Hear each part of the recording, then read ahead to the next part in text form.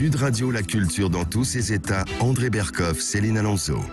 Raqqa, le bastion de l'organisation de l'État islamique. Le 29 juin 2014, ces djihadistes y annonçaient au monde entier le rétablissement du califat.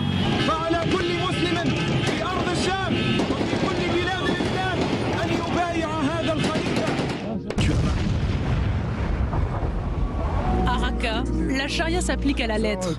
Pour tout vol, les mains sont coupées. Ici, une femme est lapidée pour adultère. Ça imprègne les gens. Tous les 2 à 3 jours, ils assassinent quelqu'un et ils l'exposent. Ils coupent des têtes, ils les exécutent par balles.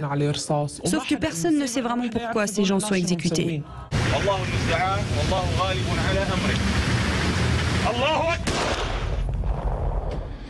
Ouais. Ces cris, ces égorgements, ces décapitations. Et puis il ne faut pas oublier que Raqqa, c'est de là aussi que sont partis et qu'ont été coordonnés en partie les assassinats du Bataclan et du 11e arrondissement. Et puis le procès, comme vous le savez, du Bataclan a déjà commencé. Mais ce qui est formidable aujourd'hui, après 3 ans d'horreur, c'est que Raqqa est co-dirigé par une jeune femme kurde musulmane sunnie de 32 ans, et ce, depuis que la ville a été libérée de Daesh, du joug de Daesh en 2017, Céline. Et oui, et cette jeune femme s'appelle Leila Mustafa. Un documentaire donc sur son parcours hors norme sort donc au cinéma mercredi prochain. Et pour en parler, nous avons le plaisir de recevoir le réalisateur et la journaliste de ce film exceptionnel qu'on a vu avec André, qu'on a vraiment, on a été très émus par votre travail. Alors Xavier de Lausanne et Marine de Tilly, merci et bonjour d'être avec nous sur Sud Radio aujourd'hui et jusqu'à 13h. Alors racontez-nous, qu'est-ce qui vous a donné... Jusqu'à 14h, pardon. Alors qu'est-ce qui vous a donné envie de réaliser, de faire ce film? Racontez-nous. En fait, c'est un petit peu un hasard. J'ai eu l'occasion de faire un voyage en Irak. Et une organisation qui s'appelle l'Œuvre d'Orient m'a envoyé là-bas en me disant toi qui as fait Les Pépites, parce que j'avais fait un film qui s'appelle Les Pépites avant, tu auras peut-être des choses à faire là-bas. J'ai fait un voyage pendant 2 semaines, plus de 2 semaines. Et je suis tombé sur plusieurs sujets, plusieurs projets qui m'ont intéressé. Et surtout, je me disais, c'est un moyen d'apporter un contrepoint par rapport à l'actualité, une autre vision, parce que on parle beaucoup de la guerre dans ces régions-là, on parle peu de gens qui se battent pour défendre des valeurs qui sont les nôtres. Et je pense qu'à ce stade, on est lié à ces régions-là aujourd'hui, et il faut qu'on regarde aussi l'avenir. Et regarder l'avenir, c'est aussi nous protéger, nous.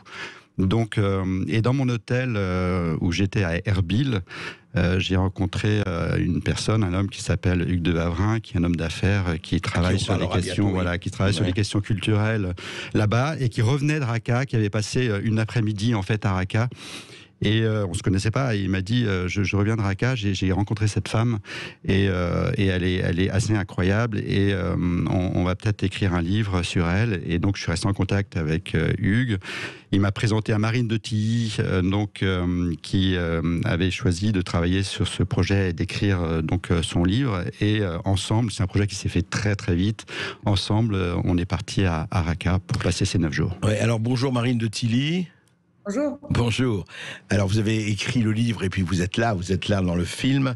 Alors votre ressenti, enfin d'abord, c'est par les mêmes biais que vous avez connu l'existence de Leila Mustafa et que vous avez décidé de faire le livre?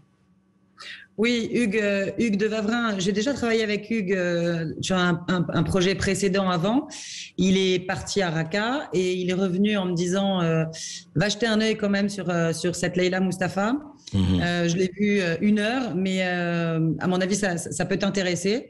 Donc j'ai cherché beaucoup, j'ai rien trouvé parce que il y avait rien, enfin ou très peu sur elle.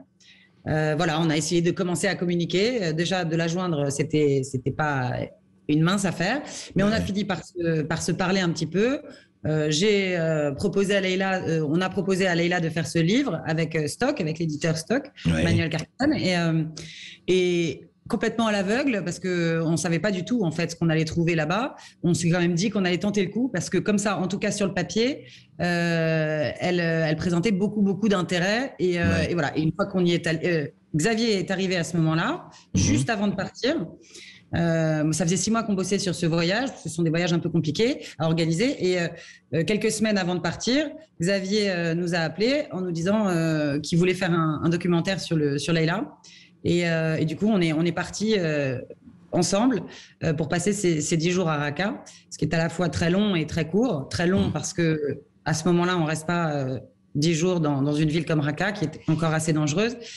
Et très court, évidemment, parce qu'il s'agirait d'écrire un livre et de faire un film.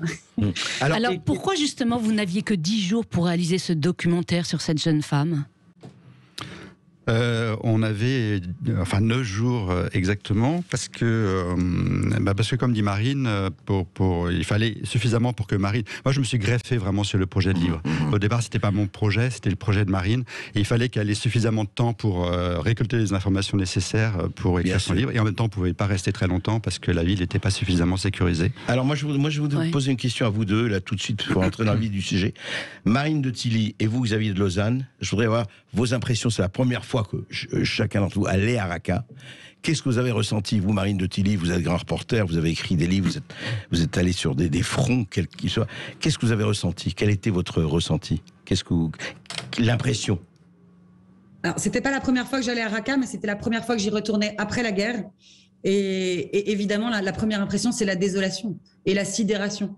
Qu'est-ce que vous voulez, vous arrivez dans un champ de ruines, 90% de la ville a été détruite par les bombardements et les tirs d'artillerie pendant l'opération Colère de l'Euphrate. C'est une dévastation absolue. Qu'est-ce que vous voulez, vous voyez sur des kilomètres et des kilomètres l'humiliation des ruines, quoi. Et au milieu des ruines, vous avez malgré tout, et c'est ça qui frappe dès le départ, vous avez de la vie, en fait, des enfants, des gens. Et ça, les Raqqa-Ouis sont assez fantastiques sur ce point-là. C'est que l'immeuble est complètement effondré, mais il reste un petit coin en bas à gauche de l'immeuble qui est encore à peu près accessible. Et ben tac, ils mettent leurs petites boutiques, leurs petits fruits, leurs légumes, et c'est reparti. Ils ont un élan incroyable. Reprend, ouais. Oui, parce qu'il faut effectivement, vous le disiez tout à l'heure, la ville a été pratiquement totalement détruite. 8000 mines avaient été disséminées effectivement par Daesh dans le centre de Raqqa. Et vous le racontez dans votre documentaire, c'est que jamais autant d'obus n'avaient été tirés sur un même lieu depuis la guerre du Vietnam. Oui, en fait, c'est un spectacle auquel on n'est pas du tout habitué. Hein. Nous, on a des images de la Seconde Guerre mondiale et des ruines qui en résultaient. Donc, on avait un peu ça en tête. Et se retrouver dans ce décor-là, aujourd'hui, nous qui sommes nés en France, un pays en paix, en liberté, c'est quelque chose d'absolument dingue, quoi, et de complètement surréaliste. Mais ce qui nous a frappé, comme dit Marine, c'est enfin, moi, en tant que cinéaste, ce qui peut-être ce que j'aime par rapport au travail du journaliste. Hein. Moi, je suis journaliste, je suis cinéaste, je suis pas journaliste, et c'est d'essayer de prendre du temps dans ce genre de décor pour voir finalement quelle est la possibilité d'avenir. Et je pense que là-dessus, c'est extrêmement important. Comment la vie peut gagner, comment la vie peut triompher. Comment la vie peut gagner, peut triompher, et surtout qui peut le faire. Voilà, parce que il faut jamais sous-estimer dans ces régions du monde-là où il y a beaucoup de conflits, les capacités de résilience de ces populations-là. Et je trouve qu'on se focalise trop peu aujourd'hui, beaucoup sur la guerre, peu sur la reconstruction et peu sur le désir de paix. Et ça, pourtant, c'est absolument prioritaire. On a un devoir d'équilibre quand on est dans les médias. Et donc, du coup, moi, ce qui m'intéressait, c'était vraiment à travers le travail de Marine, de comprendre, de rencontrer cette femme et de comprendre comment il est possible de voir une chose aussi inattendue, donc une femme, comme vous le disiez, de 30 ans, qui arrive à la tête d'une ville qui a été dévastée, dirigée pendant 3 ans et demi par Daesh, par des islamistes, par leur barbarie. Et oui. Alors expliquez-moi justement comment elle a été choisie, cette jeune Kurde de 30 ans. Alors, elle a été choisie. Par qui, surtout? Alors, alors déjà, c'est une fille de Raqqa. Hein, elle est kurde. Alors, Raqqa est une ville majoritairement arabe dans laquelle il y a une minorité kurde. Et donc, elle est née à Raqqa. Elle a fait ses études à Raqqa. Elle est diplômée en ingénierie civile de l'université de Raqqa. Elle a fui, en fait, au moment de l'arrivée de Daesh, puisque les Kurdes, le Daesh ont demandé aux Kurdes de quitter la ville. Et donc, elle a été dans le Nord, et là, elle a rencontré son mentor. Elle s'est occupée des populations, enfin, elle s'est investie auprès des populations de déplacés et de réfugiés. Et elle a rencontré son mentor, qui est un homme qui s'appelle Omar Alouche, qui était un homme d'affaires kurde, qui œuvrait beaucoup pour la réconciliation, enfin, le lien entre les Kurdes et les Arabes. Voilà. Et donc, elle a travaillé avec lui. Et quand le Conseil civil a été créé pour anticiper la libération de Raqqa, il l'a poussée au devant parce qu'elle avait les capacités techniques de reconstruire, et il l'a poussée en avant. Et il se trouve qu'elle a été nommée par un conseil de notables et de chefs de tribus. Elle a été nommée avec un conjoint arabe, un homme, et tous les deux, ils ont été nommés à la tête de la ville juste avant la libération. Et oui, Marine de Tilly, il faut préciser effectivement qu'elle a été nommée par des chefs de tribus qui, certains pour eux, avaient fait allégeance à Daesh. Sûrement. Si vous voulez, on est à Raqqa, on sort de 40 ans de dictature, 10 ans de guerre et 4 ans de califat. On n'est pas un ange au milieu de l'enfer. Raqqa est une ville très traditionnelle, très tribale. Donc évidemment, dans l'assemblée des chefs qui étaient à ce moment-là constitués juste avant la libération de Raqqa pour préparer sa reconstruction, évidemment, il y avait forcément des chefs de tribus qui avaient un petit peu travaillé avec Daesh. C'est une des forces de Leïla et pas seulement d'elle, de tous les gens qui travaillent à ce laboratoire démocratique complètement inédit en Syrie et même dans tout le Moyen-Orient. C'est d'avoir réussi à approcher ces gens, à se faire entendre et respecter, écouter, alors qu'on est d'une femme kurde de 30 ans, et alors que le cheikh en question, avec qui vous parlez, a peut-être 7 ou 8 femmes dans sa tente ou dans sa cuisine, juste à côté. Et voilà Leïla, qui est en jean slim, en train de fumer des cigarettes, qui parle à ces hommes-là, et qui arrive, avec sa force de conviction, son intelligence et toute son énergie, à rassembler, à se faire entendre. Et ils l'ont choisi, elle le dit, ils m'ont choisi. Elle était très bouleversée et très émue. C'est une énorme responsabilité, mais ils la lui ont donnée et elle l'a acceptée. Et oui, et depuis qu'elle a été effectivement donc élue au Conseil civil de Raqqa, il y a 5 hommes, donc elle co-préside donc ce conseil avec un homme. 5 hommes sont passés. Elle, depuis, elle est toujours en poste. Quelle est sa force, en quelque sorte? C'est vrai que les hommes, c'est co-maires. Il y en a eu parce que le Conseil civil a été monté en avril 2017, juste avant la libération de Raqqa. Depuis, en effet, c'est un peu le défilé des co-maires d'un côté, mais elle est toujours là. Pourquoi elle est toujours là? Il faut regarder, je crois, le film de Lausanne, de Xavier, parce que vous comprenez assez vite. Il suffit de la regarder 5 minutes, vous voyez sa force de conviction, la façon dont elle travaille, sa présence, elle est au contact des gens tous les jours. Évidemment, elle a la capacité technique, comme dit Xavier, de reconstruire cette ville, puisqu'elle est ingénieure. Mais elle a surtout un élan de vie qui est complètement saisissant et qui est quasiment de l'ordre du messianisme. Quand on voit ce qu'elle est en train de réaliser au cœur même du califat, c'est complètement sidérant, vraiment. Et elle le fait comme ça quotidiennement, elle travaille tout le temps, nuit et jour. Voilà pourquoi il continue de lui faire confiance, parce qu'elle rassemble et elle reconstruit, et elle se bat comme une lionne pour la paix, et non pas pour la guerre. Oui, et c'est pas la seule femme effectivement qui se bat. Plusieurs femmes ont participé, on peut le dire, à la libération de Raqqa, Xavier de Lausanne. Oui, en fait, il y a des femmes qui déjà étaient dans l'armée, les forces démocratiques syriennes, les FDS, qui est en fait une coalition militaire qui avec des Kurdes et des Arabes, à majorité kurde. Et donc dans cette armée, il y a une armée de femmes qui combattent. Donc les femmes étaient aux premières loges en fait pendant les combats. mais les femmes étaient aussi dans l'administration, et donc ça c'est le rôle de Leïla. Leïla n'était pas une combattante, elle est restée dans l'administration, et elle a pris aussi le leadership pour pouvoir justement faire une transition. Et juste, il faut rappeler, c'est très important, et vous soulignez Marine de Tilly dans votre livre et Xavier de Lausanne dans votre film. Ce qui est extraordinaire, c'est qu'au cœur justement de ce califat, enfin, et contre évidemment, il y avait cette extraordinaire égalité homme-femme, laïcité presque, chez les Kurdes en tout cas. Je veux dire, on voit chez les combattants de Kobané d'ailleurs, il y avait quand même des brigades féminines et puis des gens elles se battaient au moins aussi fortement que les hommes. Marine de Tilly, non, je crois que... Bien sûr. On peut le dire. Bien sûr, les Kurdes sont obsédés d'égalité, de parité, et en effet, derrière chaque bureau, dans toutes les municipalités qui ont été libérées par les Kurdes, qu'elles soient kurdes ou arabes, enfin surtout en ce qui concerne les Arabes évidemment, ils sont arrivés et ils ont systématiquement mis 2 sièges. Un pour un homme, un pour une femme, un pour un Kurde, un pour un Arabe. Donc voilà, c'est clair, c'est net et c'est précis. Il n'y a pas de négociation là-dessus. Donc en effet, ça fait partie des fondements du système qu'ils sont en train d'essayer de mettre en place laborieusement, parce que rien n'est facile, rien n'est gagné. On est passé quasiment du jour au lendemain du Moyen-Âge islamiste à la démocratie 3.0. Vous imaginez bien que nous, après un siècle et demi de démocratie, on n'est toujours pas au point. Donc là, on arrive vraiment du fond. Et c'est ça qui est spectaculaire avec le travail de Leïla et de tous ceux et celles qui travaillent avec elle. C'est en effet de cette bascule dans la modernité, cette volonté farouche et contre toutes les menaces, parce qu'elle est menacée à l'intérieur et elle est menacée à l'extérieur. Et vous le montrez dans le film, juste un mot. Oui, quand elle se déplace, toutes les précautions qu'elle doit prendre, c'est impressionnant. Elle est obligée de reprendre, de remonter dans la voiture tout de suite, impressionnant. Etc. Elle est vraiment une cible aujourd'hui.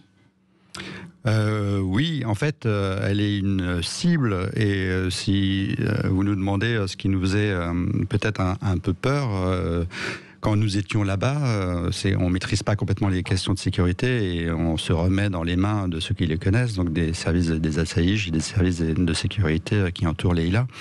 Mais en fait, ce qui nous faisait un peu peur, c'est qu'on se baladait avec une cible, en fait, et qu'on était dans la voiture d'une cible.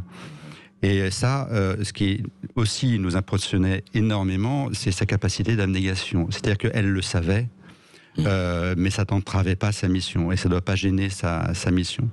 Et donc, du coup, elle se trimballe avec un service de sécurité, mais qui est assez léger quand même. Ah ben oui, par rapport même à chez nous. Hein. Ouais. Oui. Au président chez nous. Oui. Leïla Mustafa, une mère courage que l'on célèbre aujourd'hui jusqu'à 14h sur Sud Radio avec le réalisateur de 9 jours à Raqqa. On se retrouve dans un instant.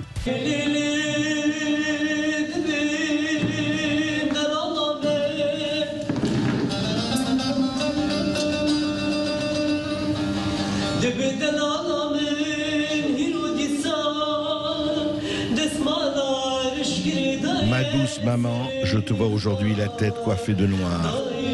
Je vois encore ma bien-aimée qui crie « Oh mon Dieu, à nouveau nos villes kurdes ne sont plus que brouillard et poussière ».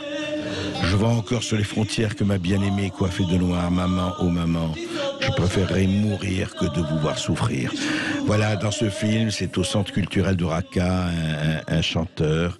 Et c'est extrait de ce film remarquable, vraiment bouleversant, 9 jours à Raqqa, un film de Xavier de Lausanne, écrit avec Marine de Tilly, bien sûr, qui sort au cinéma mercredi prochain et qui raconte cette incroyable Leïla Mustafa, la mère de Raqqa. Quand on pense qu'une femme de 30 ans, on le dit encore, est aujourd'hui la mère du siège de la capitale de Daesh, eh bien on voit que quand même du chemin a été parcouru, Céline. Et oui, André Berkoff est à l'origine de ce film exceptionnel. Eh bien, il y a un homme, il est vice-président aujourd'hui de l'ONG La Guilde européenne du RAID, et il vient de nous rejoindre sur Sud Radio. Alors, Hugues de Wavrin, bonjour. Alors, racontez-nous comment, à l'époque, vous avez eu connaissance de l'existence de cette jeune femme, Leïla Mustafa. Je crois que c'était fin 2017. Racontez-nous. Alors oui, moi, d'abord, je n'ai allumé que la mèche, et il faut rendre tout de suite hommage à Marine et à Xavier d'avoir fait ces 2 documents qui sont exceptionnels et qui, je pense, vont laisser une trace, même si l'amnésie des opinions rôde toujours. Alors, écoutez-moi, mon histoire avec Leïla est assez simple. Effectivement, je suis vice-président d'une ONG qui est beaucoup intervenue en Irak dès 2014, parce que l'invasion de l'État islamique, c'est été 2014. Et donc, je vais là-bas, en Irak, avec un de mes amis qui s'appelle Frédéric Tissot, qui est un grand ami des Kurdes et qui a été consul général. Et on arrive dans un spectacle de désolation parce que la ville d'Erbil, qui est tenue par les Kurdes, est envahie de tentes, de réfugiés. Et ce qu'on recueille comme témoignage est absolument hallucinant. Et ils sont déjà d'une telle violence que je serais aujourd'hui toujours incapable de vous en restituer certains, notamment quand ça concerne les enfants et des très jeunes filles. Voilà, donc on a pris plusieurs initiatives, on a lancé une radio, Xavier en a parlé, qui s'appelle Radio Al-Salam, qui est une radio multiconfessionnelle. On a lancé un magazine pour les enfants, on a fait aussi un cinéma itinérant, donc j'ai fait beaucoup d'allers-retours. Et à chaque fois que j'y allais, je revenais bouleversé parce que vraiment l'état moral, physique, psychologique des réfugiés était terrible, mais vraiment terrible.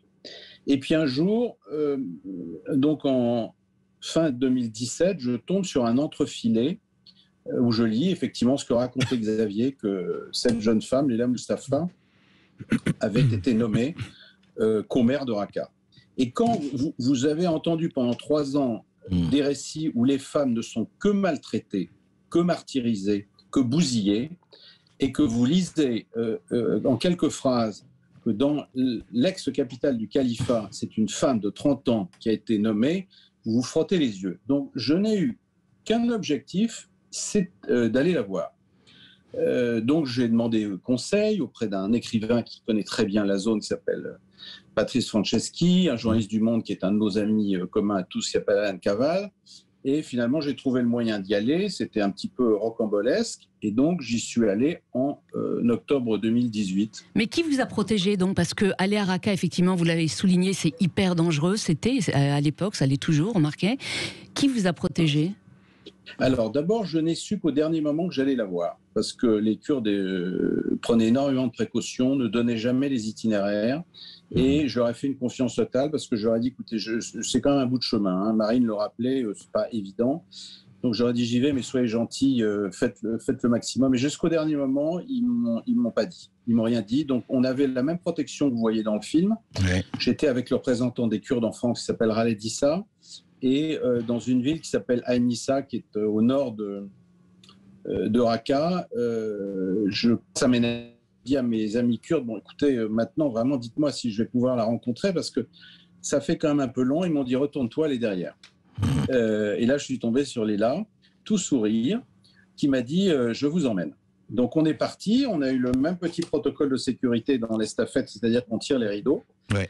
Et on voit dans le film. Ce qu'on voit dans le film, oui. Oui, on voit ça. C'est donc.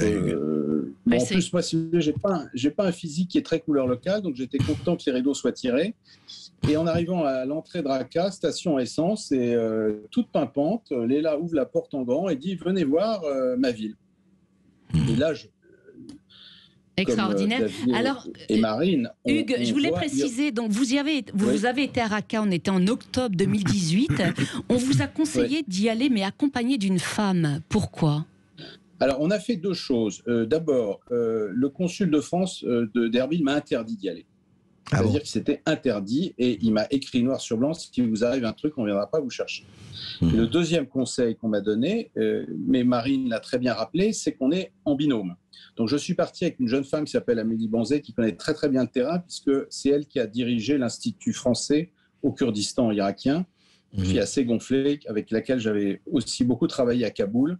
Et donc on est partis tous les deux. Et c'était indispensable, hein, parce que le binôme homme-femme est vraiment un équilibre qu'il faut absolument tenir. Oui, donc, c'est ce qu'a dit Marine, mais c'est formidable, ça. Vous imaginez au sein de cet Orient, c'est tellement rare. Enfin, cet Orient, alors, je parle, islamisé à mort. Enfin.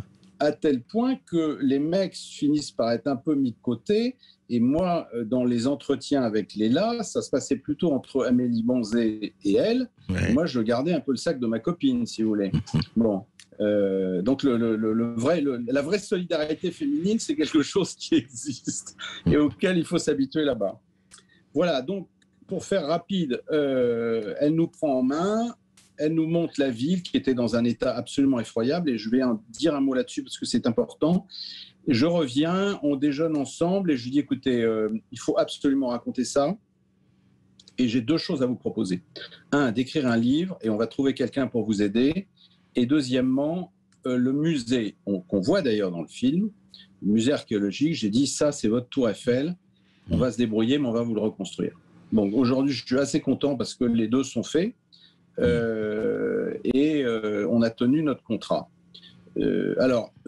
Quand je suis revenu, effectivement, j'avais fait un crochet par Mossoul aussi, qui est une ville qui m'intéresse beaucoup, où on fait pas mal de choses, qui est à peu près dans le même état que Raqqa.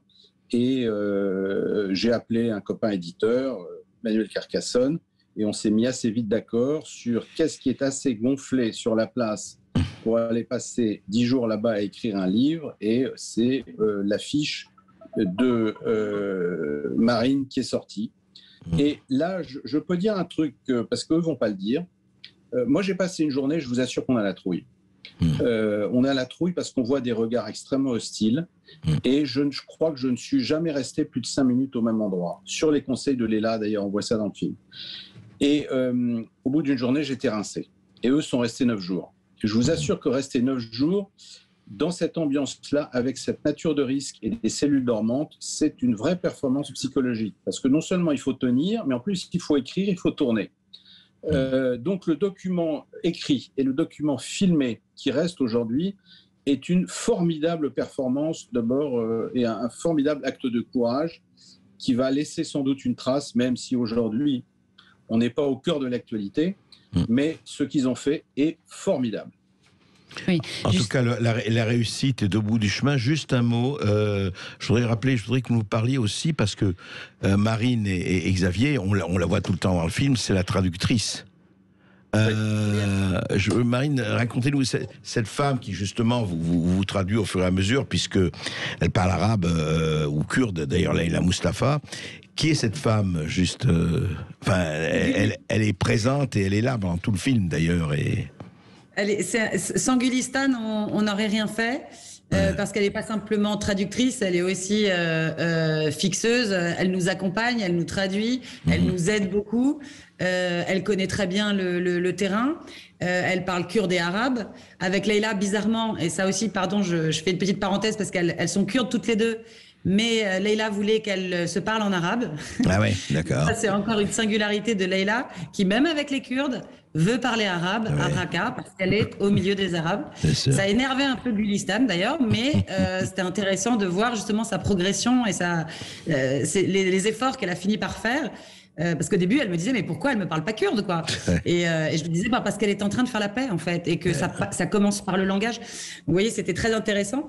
Gulli, hyper efficace, hyper gentille, hyper positive, très courageuse, parce qu'il se trouve qu'elle a la polio et que physiquement, on gambadait comme des dingues, et elle était un peu derrière tout le temps, elle se plaignait jamais. Elle a été vraiment un élément hyper important, très très important. Elle est de Kamishli. Enfin non, elle était à Afrin et aujourd'hui elle vit à Kamishli. D'accord. C'est intéressant parce que tous les Kurdes dans le nord-est se valent pas, si je puis dire. Et donc on avait des expériences et des sentiments très différents. Leila est de Raqqa. Gulistan est d'Afrin, qui est toujours dans une situation extrêmement compliquée, réfugiée ou déplacée à Kamishli. Donc même les conversations entre elles étaient hyper passionnantes. Oui. Ce qu'il faut préciser. Je peux rajouter un tout petit point. Allez-y, Hugues de Vervins. Ma rencontre avec Leila, parce que c'était assez fondateur. Quand je suis passé devant son bureau, j'ai vu une pièce où il y avait beaucoup d'animation. Et je lui dis, c'est quoi là? Qu'est-ce qui se passe? Et elle me dit, ça, c'est le comité de réconciliation. C'est juste à côté de mon bureau. Ah ouais. Et il se trouve que je suis allé en Afrique du Sud où j'ai vu exactement la même histoire avec Desmond Tutu. Et j'ai trouvé qu'il y avait chez elle cette espèce de volonté de réconcilier des gens, vous le rappeliez tout à l'heure, qui non seulement se sont fait la guerre, mais se sont étripés, se sont torturés. J'ai trouvé ça exceptionnel. Et il y a du Mandela chez Leila. Et ça, c'est incroyable.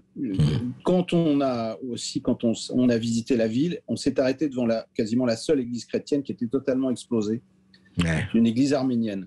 Et elle m'a dit, c'est ma priorité. Je lui ai dit, mais oui, mais vous avez plus de chrétiens ici, ils sont tous partis. Il me dit, c'est pas grave, c'est un symbole. Et c'est très important qu'il y ait une église à Raqqa.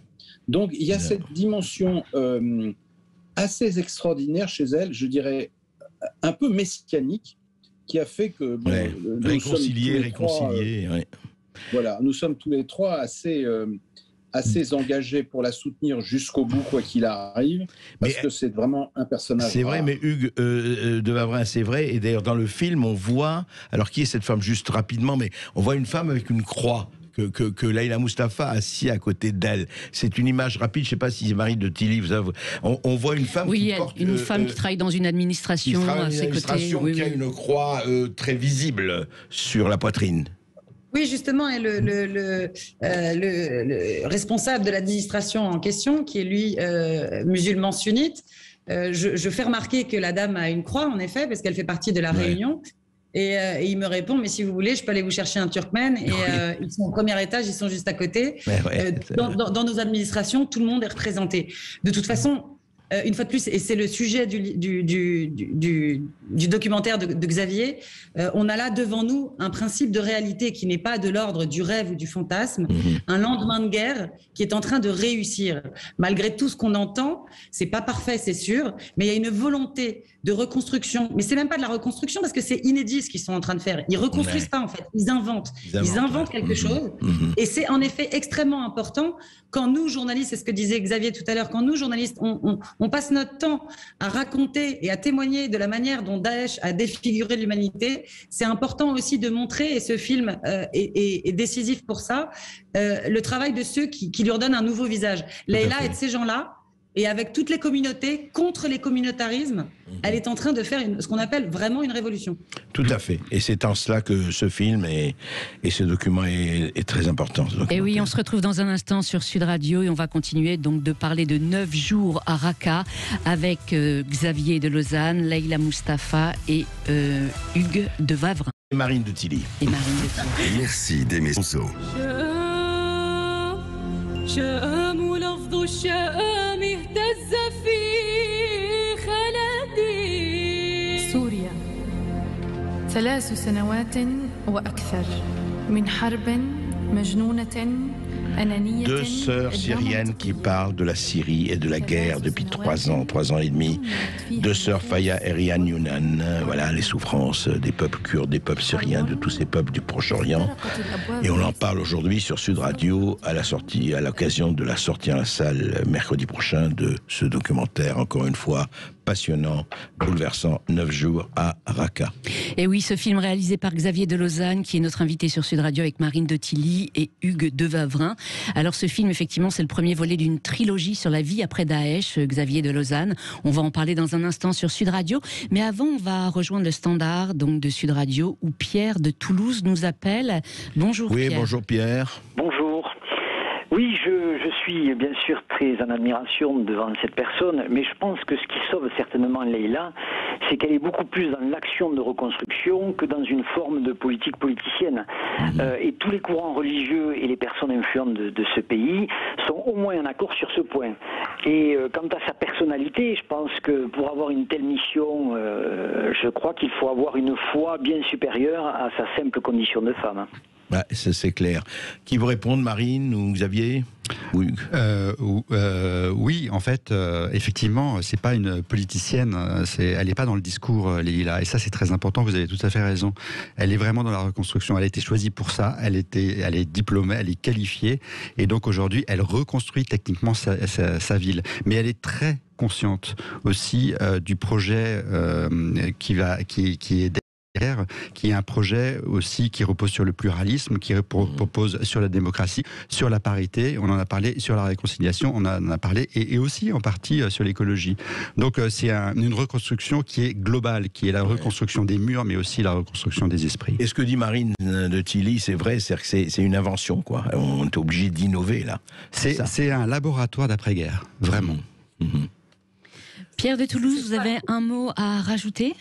Oui, je pense que si elle veut vivre longtemps, elle devra quand même quitter son pays parce que lorsqu'elle abordera peut-être des questions beaucoup plus fondamentales, notamment sur évidemment les coutumes et éventuellement les réformes à faire, là, elle risque bien sûr d'être en danger réellement. Et là, à mon sens, si elle veut vivre, bien sûr, il faudra qu'elle quitte son pays. Malheureusement. Marine de Tilly, vous pensez qu'elle est condamnée à quitter son pays? Non. Et déjà, le principe de réalité veut qu'elle ne le quittera pas. Je vous donne juste un exemple, mais pendant la dernière offensive turque, là, en octobre 2019, quand les chers d'Erdogan ont passé la frontière au nord, on a été très, très inquiets. Et par les biais par lesquels on pouvait essayer de l'aider, on lui a tout de suite dit, si tu as besoin, on peut te sortir de là, on peut te faire un couloir pour toi et ta famille. C'est limite si elle nous a rigolé au nez. Donc le fait que sa vie soit en jeu n'est pas une question. Elle est de toute façon investie d'une mission qui la dépasse complètement et elle ne s'inquiète pas pour sa vie. C'est nous et c'est le monde qui devrait s'inquiéter pour sa vie parce qu'elle compte. Elle compte et c'est le sujet de ce documentaire, c'est que il y a des gens, beaucoup, il n'y a pas qu'elle, il y a beaucoup de gens à Raqqa, en Syrie, dans le nord-est et dans tout le Moyen-Orient qui sont en train de construire la paix avec, en effet, vous avez raison, toutes les difficultés monumentales que ça implique. Donc il y a des difficultés politiques, ethniques, religieuses, communautaires, sécuritaires évidemment, mais c'est ni la menace intérieure qui arrive depuis Damas, ni la menace extérieure qui arrive depuis Ankara et à peu près partout qui l'arrêtera. En tout cas, ce qui la désole dans votre documentaire, et elle le précise très clairement, c'est effectivement que Raqqa, en quelque sorte, a été oublié des aides internationales, mais aussi des journalistes, Marine de Tilly. Bah oui, mais ça c'est parce que l'Occident a cette capacité à être très présent sur les sujets de guerre, et c'est très bien parce que c'est notre boulot de raconter et de témoigner la guerre. Mais le problème c'est que quand la guerre est finie, et j'ajoute par parenthèse que cette guerre on l'a menée avec eux. L'Occident et la France étaient avec les Kurdes dans le Nord-Est. On les a armés, dans le ciel on avait nos bombardiers, le matériel technique qu'on a pu leur donner. Dès lors qu'on a considéré que Daesh était anéanti, ce qui est déjà une drôle de considération parce que c'est pas du tout le cas. Bien sûr. Physiquement, la guerre a été gagnée, mais psychologiquement, l'idéologie est évidemment encore très très présente. Et donc, le lendemain de la guerre, tout le monde est parti. Et qu'est-ce que vous voulez? J'allais dire, il est presque plus simple de faire la guerre que de faire la paix dans ces coins-là. Et oui, elle est abandonnée. Elle est abandonnée, elle est toute seule. Les Américains sont partis. Nous, on se fait à peu près ce que font les Américains. Donc voilà. Et en fait, et ça nous renvoie un tout petit peu à l'Afghanistan. Je pensais à l'intention du de Vavre, on en avait discuté avant, par rapport aux talibans qui ont repris Kaboul. Mais juste quelque chose, une anecdote que me racontait Patrice Franceschi, c'était que dans une conférence de presse avec les combattants kurdes, et là c'était à Kobané, effectivement, il y avait un journaliste australien et tout le monde fumait. Parce que les combattantes, elles fument, parce que voilà, elles ont que ça. Et à un moment donné, il disait, mais arrêtez, c'est enfumé. Il dit, mais écoutez, on fume. Il dit, mais vous vous rendez compte, si vous continuez, vous allez attraper le cancer du poumon. Et elles ont toutes éclaté de rire. Elle dit, mais c'est vraiment la différence fondamentale. Orient-Occident, quoi. Nous, la mort, ça n'existe plus. On veut plus connaître. Et eux, malheureusement, ils le vivent, hélas. Xavier de Lausanne, donc vous êtes en train effectivement de tourner une trilogie donc sur l'après-Daesh. Votre deuxième sujet sera sur. Oui, alors donc c'est une trilogie, 3 films donc sur la reconstruction du lien social en Irak et en Syrie après la guerre à travers 3 expériences qui sont différentes les unes des autres. Une expérience politique, c'est la question de Leïla Mustafa Raqqa. Une expérience médiatique, Hugues de Vavrin a cité le nom, c'est Al-Salam, c'est une radio qui est au nord de l'Irak, qui est unique puisqu'elle est animée par des journalistes issus des jeunes journalistes issus des différentes communautés musulmanes, chrétiennes et yézidis. Elle est basée à Erbil, c'est ça? Elle est basée à Erbil, oui, c'est traduit tout à fait. Et puis le troisième sujet, c'est la reconstruction du lien par une expérience éducative et culturelle. Et c'est la reconstruction de la grande bibliothèque de l'université de Mossoul qui a été complètement brûlée par Daesh et autour de laquelle vivent des étudiants qui aujourd'hui sont très conscients de la valeur de l'éducation et de la culture comme rempart contre l'extrémisme et la barbarie. Ça c'est formidable. Et Hugues de Havre, vous suivez tous ces projets? Alors bien évidemment, je voudrais préciser quand même une petite chose, c'est que les 2 villes martyres, Mossoul et Raqqa, ont été détruites par les Occidentaux.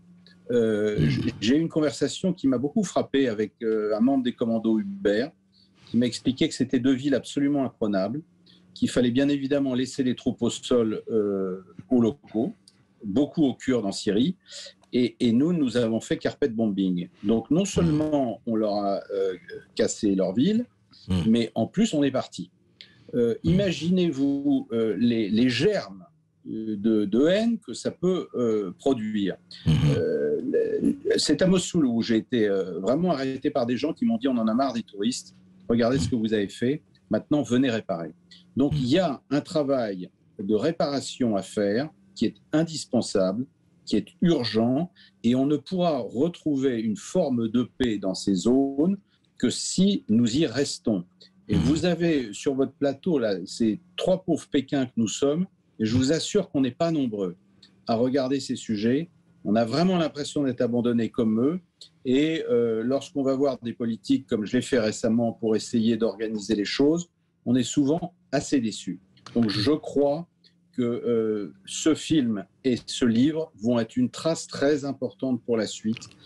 En tout cas, pour justement lutter contre l'amnésie, et c'est indispensable et urgent. Et on est là pour ça, et c'est notre métier, et on vous suivra là-dessus. Et oui, merci à tous d'être venus sur Sud Radio. Je rappelle que 9 jours à Raqqa sort au cinéma. Donc mercredi prochain, chers auditeurs, vous entendez actuellement la sublime musique d'Ibrahim Malouf qui donc illustre ce film extraordinaire donc de Xavier de Lausanne. Lisez aussi le livre La femme, la vie, la liberté de Marine de Tilly, sorti aux éditions Stock.